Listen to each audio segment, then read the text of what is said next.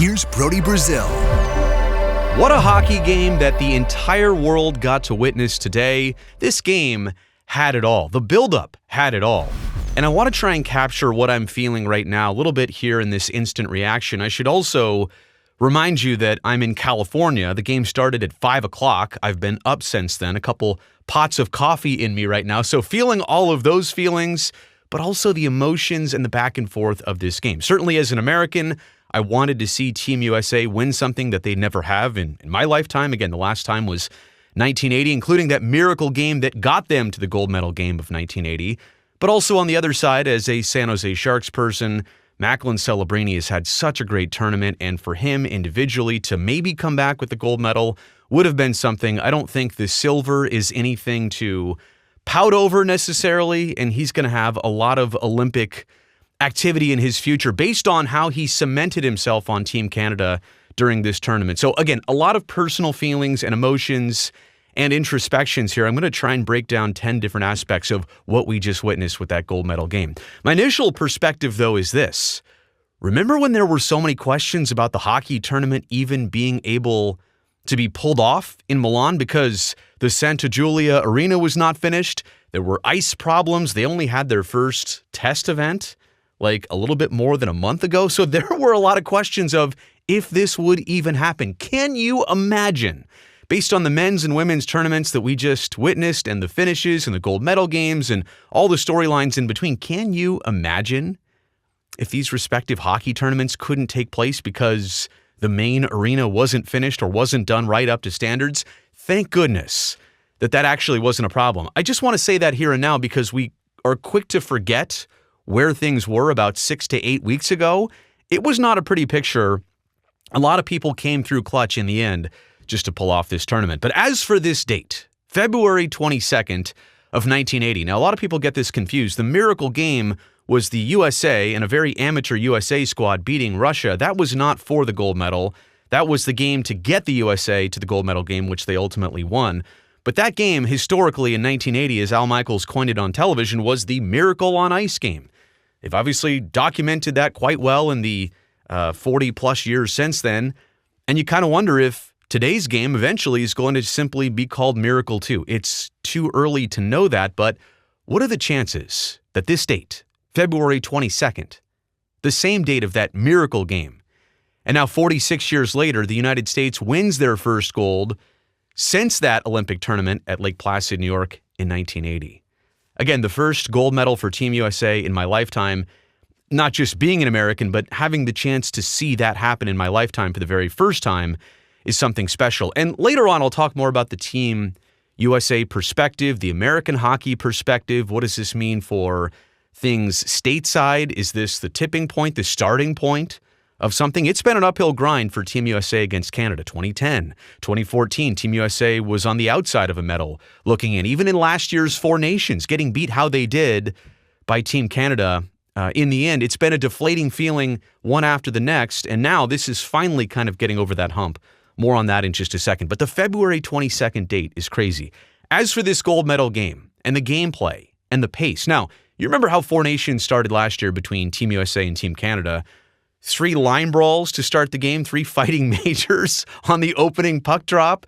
And it was much more of a physical game last year. It was more of a North American NHL brand of beat each other up type game. Obviously, the Olympic game, the international game, more about skill. Today's game wasn't obviously nearly as physical as Four Nations. I don't mean to say that it wasn't physical at all. I'm just saying it didn't have the body checking and contact like Four Nations did. But the defense was so spectacular in this game that offensive players and star caliber players, they had so little time and space to operate out there. And I think Brian Boucher said it best. In fact, he said it right after I was thinking this. I tweeted it out like, there is so little time and space in this game. It's amazing. And then he coined it better. He said, this is the fastest game I've ever seen. And he was obviously center ice, rinkside, so he had the best perspective of all this. But not just the back and forth and the speed of even like a Connor McDavid when he's accelerating up the ice, but just the fact that when you've got the puck on your tape, you literally have a millisecond to make the play. Otherwise, somebody's converging on you or you're running out of time, you're running out of space. It's almost like the star players on both sides were negated in this game just a little bit Because normally those star players, they create time and space to do something amazing. And because star players on both sides really couldn't, it just had that feel of a game that was going to be decided by the little things, by the nitty-gritty type plays, rather than the star caliber playmaking or goal scoring. And obviously, some of the goals that were scored, of the three entirely, none of them were individual skills of talent. It was more teamwork that got all three of those goals scored. But again, so little time and space to operate for any of the star players. This was an outstanding show of a hockey game.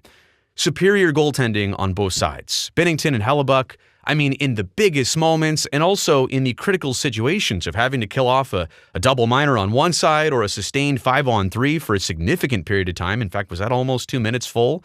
So Binnington and Hellebuck were the absolute stars. Obviously, Hellebuck and the save he made on Taves was phenomenal, just getting the stick back in time, somehow, some way, having that instinct. A 2-1 hockey game, decided in overtime. We talk about two or fewer all the time. In the NHL game, a 1-1 hockey game through 60 minutes of regulation, that is statements on both sides for the goaltending. And I will say this. I know a player like, Macklin Celebrini specifically. He's going to have a hard time sleeping, thinking about all the chances he had in this game, but there were a lot of players on both sides that had glorious chances.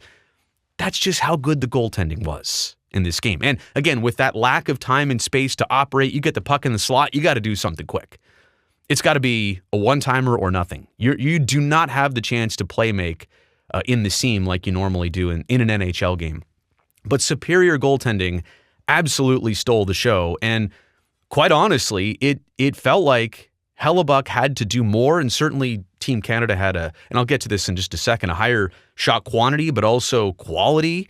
And I thought when Celebrini found Nate MacKinnon, and MacKinnon hit the side of the cage, was at about 8 minutes left in the third, that would have been the put-away chance. And again, that one wasn't technically on net, but everything that was didn't have great chances with Binnington and Hellebuck being at the top of their game. So goaltending was phenomenal in this one. Canada definitely tilted the ice. I don't know if it happened in the, let's say first half of the game, like to the midway point of the second period, but it definitely felt like Canada tilted this game in the second half of it. So midway second and on into the third period, the shot clock started to get a little bit more one-sided. The gameplay was more on Canada's offensive side of the ice. That said, Team Canada never held a lead in this game. So it's amazing that they could control the gameplay, start to control the pace, start to get that quantity and quality lead of chances, of grade A chances. But that's just the United States. Getting the early goal, right? And then hanging on to that and kind of feeling like even though the U.S. never trailed, they were just loitering in this game long enough to obviously make a difference, long enough to obviously get the result. So one of those interesting games, and when it's so close and when it's a matter and a margin of near nothing, a one-goal difference in overtime, that's just how some of these games go. It mattered who scored first because when Team Canada got theirs, it only equalized it. Obviously, it was such a tight checking game that the grade A chances, if they were there, goaltending was going to be a factor. But Team Canada never led, but you could definitely say at points they were the better team on the ice at that point in the game. Okay, let's move on to Sidney Crosby, and obviously his absence in the gold medal game made some difference. I'm not going to say the result changes if 87 is in there versus being out, but come on. This is Team Canada's captain, their figurehead, their most experienced player, their leader on and off the ice, and so Sidney Crosby's presence alone on the bench and in this game probably would have made something different. Again, I don't know the result, but something different. But I want to talk about this decision-making process. Could they have done whatever they needed to dress him up and throw him out there on the ice and say, just contribute however you can, limit his ice time? I suppose they could have done that, and John Cooper probably, as their head coach, would have went along with that because, it's Sidney Crosby. But the fact that Sid, and apparently had a meeting with the doctors, and everybody discussed this collectively, and it was like a 45-minute discussion, he decided to not play, is actually such a team-first mentality. In a game where you need everybody, you need your depth, you need healthy players, it almost would have been selfish to play hurt and take one of those spots. And I get it. Like, the personal side is this for Sidney Crosby. He's 38. This is the last Olympics. I'm pretty sure, right? So this was the last chance to be in an Olympic game for the gold medal, the last game. We're not talking about preliminary games. We're talking about the gold medal game. And so it was pretty, unselfish of him to say, I can't do it, put somebody else in there who is fit and who can contribute and maybe who can make a difference because I am not at that state right now. So personally, of course, I think as a hockey fan, a hockey person, you're heartbroken for 87 who can't go out there and do this. But on the flip side, what a statement that is as a captain to sit it out and to try and give your team the best chance. Again, the factor of his absence in the game, of course, meant something. Did it mean a result change? Can't really say that for sure. Johnny Hockey. Wow. The tribute to Johnny Gaudreau and the post-game Team USA bringing his jersey out there, bringing his kids out there, the NBC camera shots of his family in the stands, the fact that they were all there on a hockey team that Johnny Gaudreau would have been on, should have been on, and that tragic accident of his death, several years ago now. I mean, it still resonates in that Team USA room, on that Team USA roster, and it's just coming off the emotions of the game, right? Coming off the emotions of something simple like a hockey game where you're just excited about a team winning, a country winning, a gold medal, this and that. So we're all in this world of sports, and sports results. And then the real moment comes out of Auston Matthews and company holding up the Johnny Gaudreau jersey that's been with them in the room the entire time and saying, you know what, here we are. We're proud to win, but we are proud to be holding this up right now. And to take the collective picture and say, okay, wait a second, let's grab Johnny's jersey. Let's go grab Johnny's kids from the stands and bring them in for this team photo. My goodness, you can't see it right now, but goosebumps are emerging for me. Just a moment. I wasn't ready for that moment. I'll never forget that moment, and I'm so warmed from the inside that moment happened. The players, Team USA, they handled that so well. They did that so well. It's just, again, what a sports moment, what a hockey moment, what a life moment, and the tribute to Johnny Gaudreau and really the Gaudreau brothers, both losing their lives. 3-on-3 for the gold medal game in overtime. What are we doing here? Look, NHL playoff games end 5-on-5 because they're important. Playoff games have a different meaning than regular season games. The NHL went to 3-on-3 in regular season games to just get things over with. And I'm not here to tell you that any NHL game is not worth anything, but in the bigger scheme of 82 versus the playoffs, 82 do not have the same weight. So you try and get them over. You got teams that need to travel. You don't want to have a team playing 4 overtimes on a Tuesday night, Boston against Dallas if you don't have to. So you do 3-on-3 to try and end it there. And if that doesn't work, you do a shootout to make sure that it's over ASAP. Why on earth are we playing 3-on-3 for a gold medal Olympic hockey game? 3-on-3 is a bit of a novelty. Even 4-on-4, like how the gold medal game ended back in 2010 when Sidney Crosby had the golden goal in Vancouver. Even that felt a little bit odd, off, if you think about it in reverse. Why wouldn't you keep playing 5-on-5? 20-minute periods, you keep playing until somebody wins. I get it. It was 3-on-3 sudden death. Was it 10-minute periods or 20-minute periods? It doesn't matter. That shouldn't happen in a gold medal game. If you want to do that in preliminary rounds or even a semifinal game, but that's still important of who gets to the gold medal game or not. At some point, what are you doing in important Olympic hockey games, finishing them 3-on-3 in overtime? I'm saying that as somebody who is an American, whose team ended up on the right side of this. And I feel terrible about that format. That format should not exist. There's no good reason for having 3-on-3 in championship hockey. Olympics, IIHF, whatever the situation is, come on. That should never happen again. Even 4-on-4 I'm not down for. It just needs to be 5-on-5. In the World Series in extra innings, what if they started putting the ghost runner on second base like they do in regular season games? No chance. This has to change. That's got to get fixed. Let's talk about it from the final two sides here, the Canadian loss.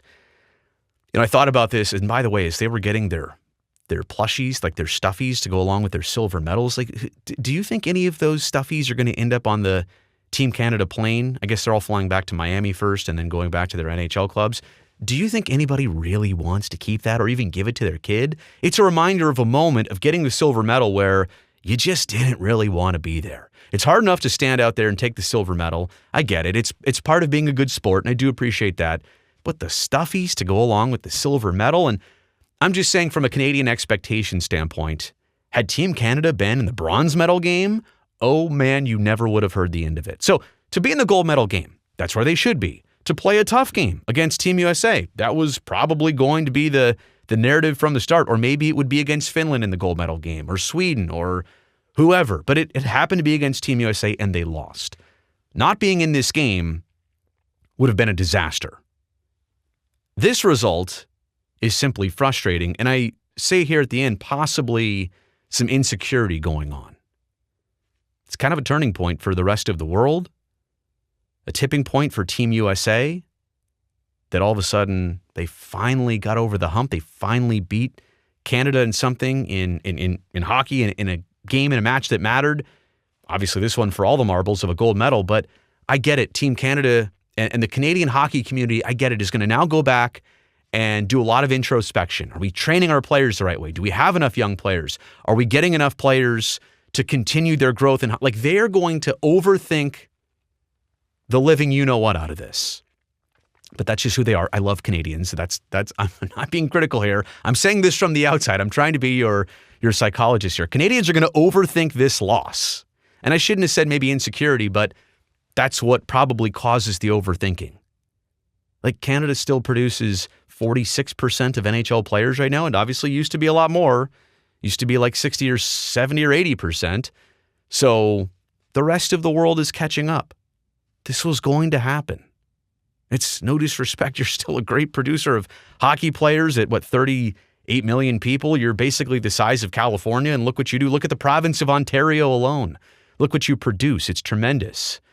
I guess, in a way, be happy of what you've started and what the world has caught on to. But I get it. You kind of wanted some of that ownership too, and you're obviously disappointed at the result. So I get it. I feel you. I'm saying don't maybe feel all the feelings that you have right now. Let time sort a little bit of that out. And from the Team USA side, again, it kind of does feel like getting over that hump. Following 2010 and losing that way. Following 2014 for Team USA and not even getting a medal. And then last year's Four Nations and the way Connor McDavid ended that one. It just kind of feels like maybe this is the start of something. Now, in the 2030 Olympics, if it is Team USA and Team Canada, like, Team Canada might trounce Team USA. So there may be some back and forth. I'm not here to say that, oh, this is the start of a Team USA run that's never going to look back. I'm not saying that at all. I'm just saying that the United States side finally got one, it feels like, on Team Canada after all these tries. So those are my takeaways. My goodness, almost 20 minutes here of elaboration. I didn't mean to go that long. This was all raw. I didn't have a lot of time to prepare this. The game ended a short while ago. I did want to shower up and be a little bit presentable for you here on camera, but I just wanted to document what we saw, what we witnessed. A hockey game and honestly a sporting event for the ages this morning from Milan. And now that it's still even before 10 o'clock as I'm recording this, and I've been up since 5, and I'm also jet lagged from recently returning from Europe, I think I'm going to go take a hockey nap. So if you would, while I'm napping, thumbs up down below, comment down below, and don't forget to subscribe. I'd love to see you back here for the next one.